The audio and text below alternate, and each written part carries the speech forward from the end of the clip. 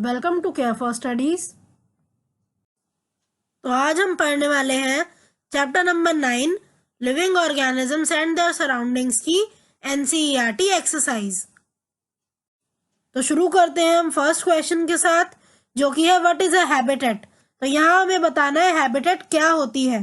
तो यहाँ हम हैबिटेट की डेफिनेशन देंगे।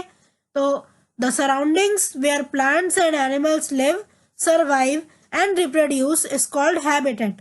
तो हैबिटेट ऐसी जगह, ऐसी सराउंडिंग है, ऐसी एनवायरनमेंट है जहाँ पे प्लांट्स और एनिमल्स रहते हैं, वहीं पे सर्वाइव करते हैं और वहीं पे रिप्रोड्यूस करते हैं। या फिर आप एक और डेफिनेशन भी दे सकते हो, the surroundings where plants and animals live is called habitat. तो जहाँ भी प्लांट और एनिमल्स रहते हैं उन्हीं को बोला जाता है हैबिटेट।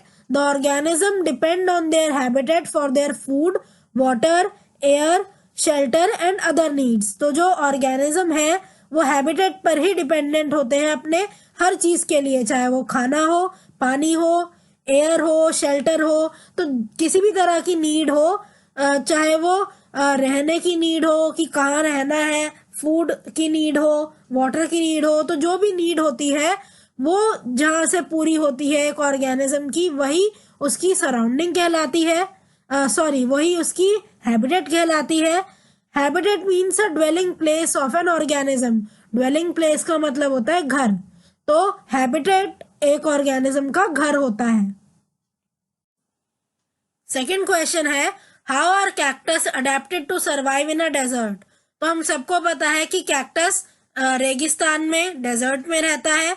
तो ऐसे कौन से फीचर हैं कैक्टस के, या ये जो कैक्टस है ये किस तरह से अडेप्ट करता है डेजर्ट में, यही हमें यहाँ पे बताना है।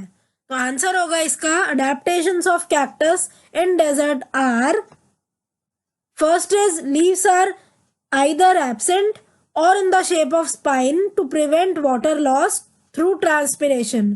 तो हमें पता है कि जो लीव्स हैं उससे कोई भी प्लांट ट्रांसपायर करता है, ट्रांसपिरेशन होती है। ट्रांसपिरेशन क्या है, मैंने आपको 7th चैप्टर में भी बताया था जब हमने प्लांट्स के बारे में पढ़ा था। ट्रांसपिरेशन वो प्रोसेस है जिसके थ्रू जो प्लांट है या जो लीव्स है वो पानी को लूज करती है। कैसे, स्टोमेटा से जो वाटर है वो लूज हो जाता है। तो यहाँ पे क्या है, जो लीव्स है वो या तो होती ही नहीं है कैक्टस में, या तो जो लीफ है वो स्पाइन की शेप में होती है। अब अगर जो लीफ है वो स्पाइन की शेप में होगी तो ट्रांसपिरेशन बहुत मुश्किल से होगा, तो वाटर लॉस यहाँ पे बहुत मिनिमम हो जाता है, और इसीलिए लीव्स या तो होती ही नहीं है कैक्टस में या तो स्पाइन की शेप की होती हैं। Next is stem is modified in such a way that it performs photosynthesis and conserve water. तो स्टेम्स जो होती है कैक्टस की वो इस तरह मॉडिफाई होती है कि स्टेम्स यहाँ पे फोटोसिंथेसिस करती है और पानी बचाने का भी काम करती हैं। तो बहुत इंपॉर्टेंट पॉइंट है, ज्यादातर जो प्लांट्स होते हैं उनमें फोटोसिंथेसिस कौन करता है, वो करती हैं लीव्स। लेकिन कैक्टस एक ऐसा प्लांट है जहाँ पे लीव या तो होंगी ही नहीं या स्पाइन में कन्वर्ट होंगी वो, तो फोटोसिंथेसिस तो फिर भी होगा, खाना तो प्लांट फिर भी बनाएगा। तो जो फोटोसिंथेसिस है वो होती है स्टेम्स के थ्रू।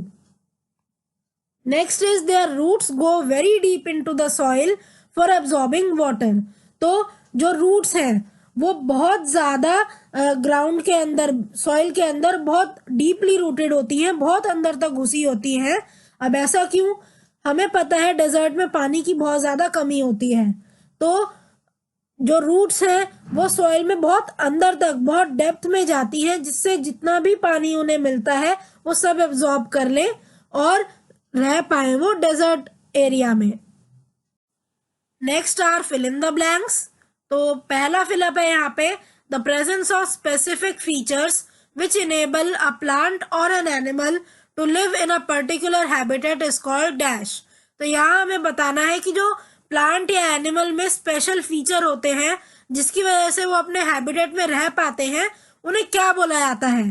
तो ये मैंने आपको पहले भी बताया है जब मैंने ये टॉपिक ही पढ़ाया था कि स्पेशल फीचर्स जो भी एक एनिमल या प्लांट के पास होते हैं उन्हें क्या बोला जाता है, उन्हें बोलते हैं हम अडेप्टेशन।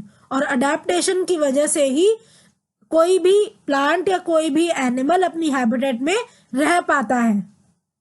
जो नेक्स्ट फिलअप है वो है the habitats of the plants and animals that live on land are called dash habitat. तो प्लांट्स और एनिमल्स जो लैंड पर रहते हैं तो उनकी हैबिटेट को क्या बोला जाएगा, वो कौन सी हैबिटेट में रहते हैं, तो वो रहते हैं टेरेस्ट्रियल हैबिटेट में। तो लैंड हैबिटेट को आप टेरेस्ट्रियल हैबिटेट भी बोलते हो, इसीलिए यहाँ फिल इन द ब्लैंक में आएगा terrestrial. Next is the habitats of plants and animals that live in water are called dash habitat. अब जो प्लांट और एनिमल पानी में रहते हैं, अगर हम उनके हैबिटेट के बारे में बात करें कि वो किस हैबिटेट में रहते हैं, तो वो रहते हैं एक्वेटिक हैबिटेट में। तो एक्वेटिक का मतलब होता है पानी, तो इसीलिए जो वाटर हैबिटेट है उसको बोला जाएगा aquatic habitat. Next is soil, water and air are the dash factors of a habitat. तो अगर हम कहें सॉइल, वाटर और एयर, तो ये किस तरह के फैक्टर हैं एक हैबिटेट के, तो ये हैं एबायोटिक फैक्टर्स। अब एबायोटिक फैक्टर क्यों है ये, क्योंकि ये लिविंग नहीं है। सॉइल, वाटर और एयर तीनों ही ऐसे कंपोनेंट या ऐसे फैक्टर हैं हैबिटेट के जो लिविंग नहीं है, और जो लिविंग नहीं होते उनको बोला जाता है abiotic factor. Next is changes in our surrounding that make us respond to them are called dash. तो हमारे सराउंडिंग में जो चेंजेस हैं जिसको हम रिस्पॉन्ड करते हैं, जिसकी वजह से हम रिस्पॉन्ड करते हैं, वो होते क्या है, तो उनको बोला जाता है स्टिमुलाई। तो ये मैंने आपको पढ़ाया था, स्टिमुलाई क्या है, कोई भी चीज जिसकी वजह से ऑर्गेनिज्म रिएक्ट करते हैं, रिस्पॉन्ड करते हैं, उन्हीं को बोला जाता है स्टिमुलाई। तो इसीलिए यहाँ पे जो फिल इन द ब्लैंक है वहां पे आएगा स्टिमुलाई, या आप यहाँ पे स्टिमुलस भी लिख सकते हो। स्टिमुलस होता है सिंगुलर और स्टिमुलाई होता है प्लूरल। यहाँ पे क्योंकि चेंजेस लिखा है इसीलिए यहाँ पे लिख दिया है स्टिमुलाई। तो नेक्स्ट क्वेश्चन है which of the things in the following list are non living. तो यहाँ पे एक लिस्ट दी है चीजों की, इनमें से हमें बताना है कि नॉन लिविंग थिंग्स कौन सी हैं। तो लिस्ट में सबसे पहले दिया है प्लो। प्लो का मतलब होता है हल। हल क्या है, ये एक नॉन लिविंग थिंग है। Next is mushroom. तो मशरूम क्या है, मशरूम तो एक फंगस है, एक फंजाई है, तो इसलिए ये क्या है, ये एक लिविंग ऑर्गेनिज्म, एक ये लिविंग थिंग है। Next is swing machine. Swing machine क्या है, सिलाई की मशीन, तो ये नॉन लिविंग है। इसी तरह रेडियो और बोट, ये दोनों भी नॉन लिविंग थिंग्स हैं। अगर हम बात करें लास्ट टू थिंग्स की, जो है वाटर हाइसिंथ और अर्थवॉर्म, तो ये दोनों ही लिविंग थिंग्स हैं। वाटर हाइसिंथ एक प्लांट है और पानी के अंदर रहता है, ये एक्वेटिक प्लांट है, और अर्थवॉर्म हम सब जानते ही हैं, ये भी लिविंग ऑर्गेनिज्म है। तो अगर अब हमें लिस्ट बनानी हो नॉन लिविंग थिंग्स की, तो उसमें क्या क्या आएगा, तो नॉन लिविंग थिंग्स इनमें से कौन सी है, plough, sewing machine, radio and boat are non living things. तो इन सब में प्लो, स्विंग मशीन, रेडियो और बोट ये नॉन लिविंग थिंग्स हैं। फिफ्थ क्वेश्चन है give an example of a non living thing which shows any two characteristics of living things. तो यहाँ इस क्वेश्चन में हमें एक एग्जांपल देना है नॉन लिविंग थिंग का जो लिविंग थिंग्स के कोई भी दो कैरेक्टरिस्टिक शो करता हो। तो मैंने आपको इस चैप्टर में बहुत सारे कैरेक्टरिस्टिक्स बताए हैं लिविंग थिंग्स के।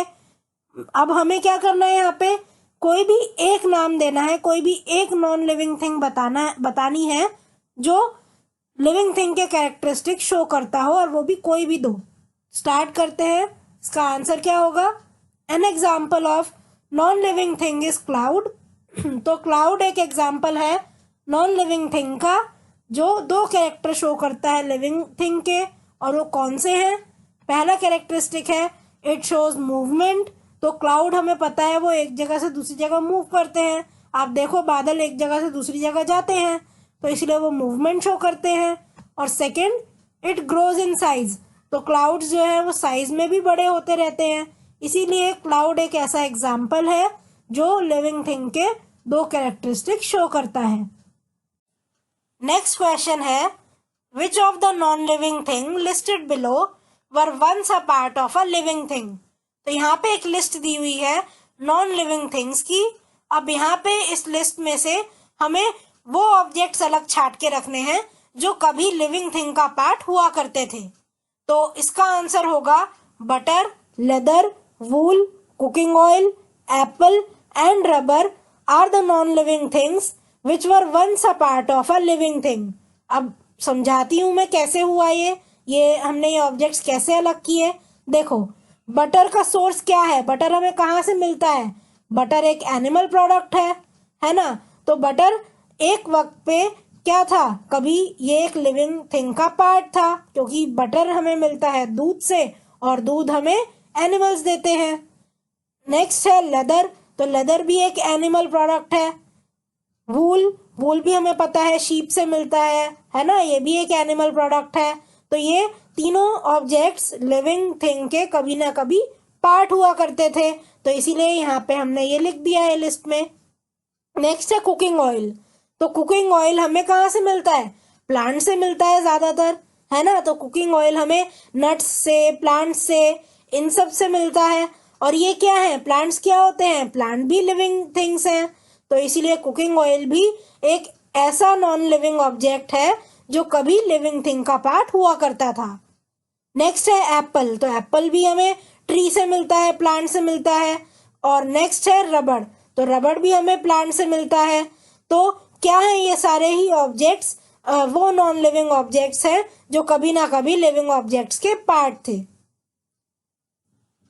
नेक्स्ट क्वेश्चन है list the common characteristics of the living things. तो इस क्वेश्चन में हमें लिविंग थिंग्स के कैरेक्टरिस्टिक्स बताने हैं कि उनमें कौन कौन से कैरेक्टरिस्टिक्स या कौन कौन सी प्रॉपर्टीज उनमें कॉमन होती हैं। तो common characteristics of living things are, first is cellular structure, तो सेलुलर स्ट्रक्चर में किस तरह का सेल टाइप है, मल्टीसेलुलर ऑर्गेनिज्म है या यूनिसेलुलर ऑर्गेनिज्म है, ये आ जाता है सेलुलर स्ट्रक्चर के अंदर। Next is need for food, हर एक लिविंग ऑर्गेनिज्म को खाने की जरूरत होती है, ये नेक्स्ट कैरेक्टरिस्टिक है। Next one is growth, then comes respiration, इसी तरह नेक्स्ट कैरेक्टरिस्टिक है रिप्रोडक्शन, इसके बाद आता है excretion, movement and response to stimulus. तो ये सारे कैरेक्टरिस्टिक लिविंग ऑर्गेनिज्म या लिविंग थिंग्स शो करती हैं।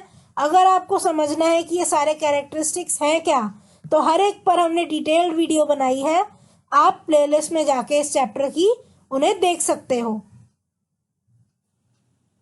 Next question is explain why speed is important for survival in the grasslands for animals that live there. तो इस क्वेश्चन में हमें बताना है कि जो जो एनिमल्स ग्रासलैंड में रहते हैं उनके लिए स्पीड क्यों जरूरी होती है सर्वाइवल के लिए। तो जो वो सर्वाइव करते हैं, जो वो वहां रह पाते हैं, तो स्पीड उसमें बहुत ज्यादा इम्पोर्टेंट रोल प्ले करती है। ऐसा क्यों, यही हमें इस क्वेश्चन में समझाना है, यही हमें यहाँ पे बताना है। आंसर है इसका, in grassland habitat there are few trees और places for animals to hide. तो जो ग्रासलैंड है वहां पे ज्यादातर घास ही घास होती है, ट्रीज बहुत कम होते हैं, है ना, और छुपने की जगह बहुत ज्यादा कम होती है। So when their enemy attack they have to run faster so as to reach a safe place. तो जब भी अटैक होता है एनिमल पर, तो उन्हें अपने एनिमीज से बचना होता है, और एनिमीज से बचने के लिए, क्योंकि वहाँ पेड़ नहीं है, छिपने की जगह नहीं है, तो उन्हें तेज भागना पड़ता है जिससे वो किसी सुरक्षित जगह पर पहुंच पाए। If they fail they lose their life, अगर वो नहीं भाग पाते तेज, अगर स्पीड उनकी तेज नहीं है, तो वो किसी भी सेफ प्लेस पर नहीं पहुंच पाएंगे और वो वहीं पे मर जाएंगे, जो भी एनिमी है वो उन्हें हंट कर लेगा। So the speed is very important for survival of grassland animal. तो इसीलिए स्पीड बहुत ज्यादा जरूरी है ग्रासलैंड में जो एनिमल्स रहते हैं उनके लिए। So thank you for watching. आज की क्लास के लिए बस इतना ही। अगर आपको ये वीडियो पसंद आई हो तो इसे लाइक करें, इसे शेयर करें और हमारे चैनल को सब्सक्राइब करें and hit the bell icon, जिससे हम जब भी एक नई वीडियो डालें तो उसका नोटिफिकेशन आप तक सबसे पहले पहुंचे। Thank you. आप अपने डाउट्स, सजेशंस और आपको जिस भी टॉपिक पर वीडियो चाहिए हमें कमेंट करके बताएं।